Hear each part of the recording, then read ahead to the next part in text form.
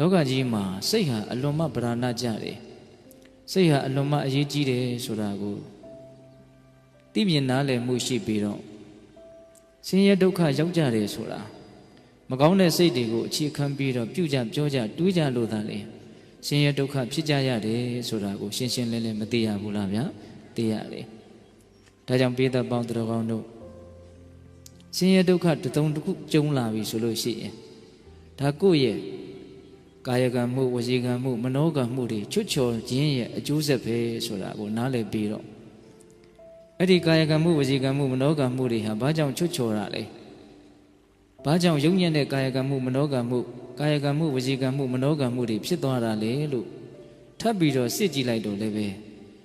ဒီမကောင်းတဲ့စိတ်မှသွားပြီးတော့အရင်ကတွေ့ရတယ်စိတ်ထားကမကောင်းဘူးဆိုလို့ရှိရင်ဒီနေရာဖြင့်မကောင်းတဲ့စိတ်ကလေးဖြစ်နေတဲ့အခိုက်ဆိုလို့ရှိရင်အဲ့ဒီအချိန်မှာပြောလိုက်မယ်ဆိုရင်မကောင်းတဲ့အပြောဖြစ်တော့မယ်မကောင်းတဲ့စိတ်ကလေးဖြစ်နေတဲ့အခိုက်မှာ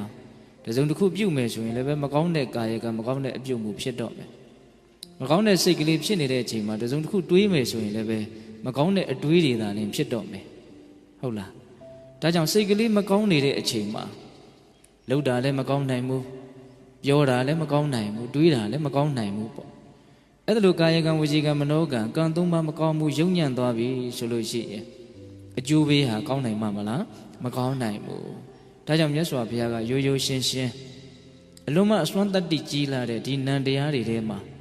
စိတ်ဆိုတဲ့တရားဟာတကယ့်ခေါင်းဆောင်ပဲတကယ့်အဓိကကြတဲ့တကယ့်အကြီးအမှုပဲလို့အဲ့ဒါလိုအစချီပြီးတော့အဲ့ဒါလိုခေါင်းဆောင်ဖြစ်တဲ့အကြီးအမှုဖြစ်တဲ့ဒီစိတ်ကလေးကောင်းဖို့အရေးကြီးတဲ့အကြောင်းကိုမကောင်းတဲ့စိတ်နဲ့သာလည်းပြုကြပြောကြမယ်ဆိုလို့ရှိရင်ဆင်းရဲဒုက္ခတွေကတော့ဖြစ်နေမှာပဲတဲ့ဝင်ဆောင်နွားလန်းခြေရာရဲ့နောက်ကိုလှဲပင်းရာဟာအစင်လိုက်နေတယ်လို့မျိုးလို့ဥပမာလေးထပ်ပြီးတော့မပေးဘူးလားဗျာပေးတယ်ဦးဇင်းတို့ကငယ်ငယ်တုန်းကတောမှနေခဲ့တာဆိုတော့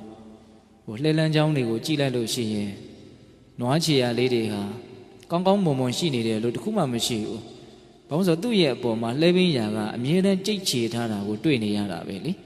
ဟုတ်လားနွားခြေရာလေးတွေဟာပုံပြပန်းပြဖြစ်နေတာပဲအဲ့ဒါလိုပဲဦးဇင်းတို့လူလောကကြီးမှာဒုက္ခတရားတွေနဲ့ပုံပြပန်းပြဖြစ်နေကြတဲ့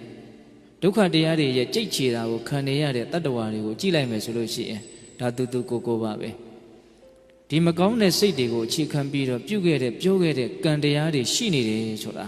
မသိတာဘူးလားသိတာတယ်